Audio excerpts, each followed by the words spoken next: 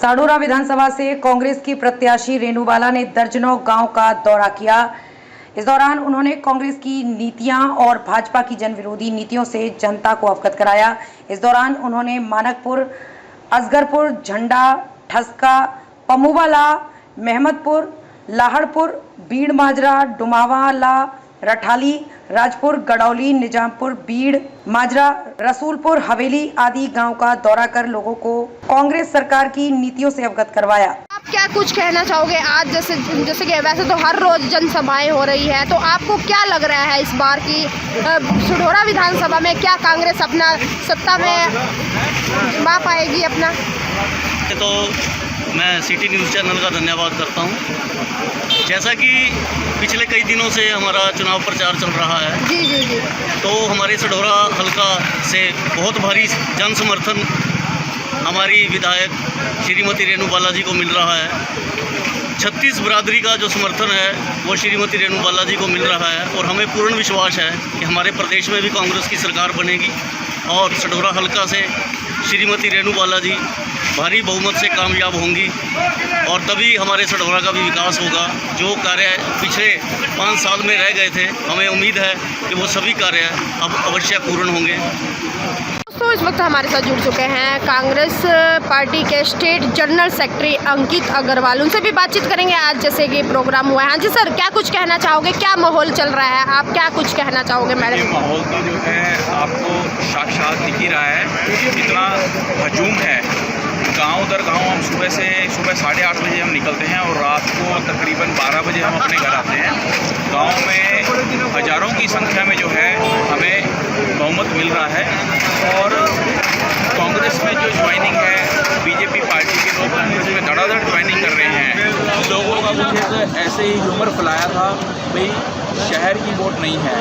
आज ये साक्षात शहर ने दिखा दिया है। पूरे शहर के लोग यहाँ पे हज़ारों की संख्या में इकट्ठे हुए, उन्होंने दिखा दिया है कि इस बार जो है कांग्रेस की सरकार बनानी है और कांग्रेस का विधायक बनाना है। हमारे यहाँ से एक शुरू से प्रथा चली आ रही, विधायक कोई और, पार्टी कोई और, मतलब कि अपोजिशन का विधायक बनता आ रहा था। लेकिन अब जनता ने ठान ली है कि यहाँ पे काम तो होता नहीं, विधायक सत्ता का होगा तभी काम होगा। और अब की बार, बल्कि पिछली बार मैं आपको बताना भूलूँगा, पिछली बार बलवंत सिंह जी विधायक थे, पार्टी से थे। वो पार्टी के होने के विधायक सत्ता में होने के नाते भी उन्होंने कोई काम नहीं करवाया यहाँ पे, सिर्फ वादे ही वादे किए, भाषण ही भाषण दिया। और अब लोगों ने ठान लिया है कि कांग्रेस की सरकार बनानी है, कांग्रेस का विधायक बनाना है, तो हम 100% चुनाव जीतेंगे और मैडम मंत्री बनेंगे। धन्यवाद जी सर। ताकि आप सब जानते हैं और भुक्तभोगी भी हो आप सब लोग, इस भाजपा की बदौलत इस जनता के ऊपर कितने अत्याचार और कितने दुराचार इस सरकार में हुए। बात करें हम किसान की, मजदूर की, कर्मचारी की, व्यापारी की या युवाओं की या फिर हमारी महिलाओं की, हमारी बेटियों की, सब लोगों के ऊपर लाठियां और डंडे बरसाने का काम इस भाजपा सरकार ने किया। साथियों, जो बेटियां, नारा तो बड़े बड़े दे दिए भाजपा सरकार ने कि सबका साथ, सबका विकास, समान विकास, बेटी बचाओ बेटी पढ़ाओ का नारा दिया, बेरोजगारी खत्म करने की बात कही, महंगाई खत्म करने की बात कही, अच्छे दिन लाने की भी बात कही थी और 15 लाख देने की भी बात कही थी। आज 10 साल हो चुके, ना किसी को 15 लाख मिले, ना किसी की बेरोजगारी खत्म हुई, ना कहीं महंगाई खत्म हुई और ना ही किसी के अच्छे दिन आए। जो लाठियां और डंडे आए दिन भाजपा सरकार जनता के ऊपर बरसा रही है, तो क्या इन्हीं अच्छे दिनों की कल्पना हम लोगों ने की थी? नहीं साथियों, हमने कभी नहीं सोचा था कि ये जन विरोधी सरकार सत्ता में आकर उसी जनता के ऊपर लाठियां और डंडे बरसाने का काम करेगी।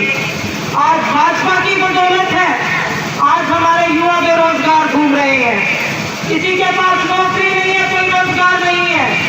आज भाजपा की बदौलत है जो आज गरीब जनता और गरीब होती चली गई और मोदी जी के दो प्यारे अडानी और अंबानी और अमीर होते चले गए। आज सब लोग इस भारतीय जनता पार्टी की बदौलत सब लोग दुखी है, त्रस्त है। साथियों, मैं आप सबसे अपील करने आई हूँ कि आप लोग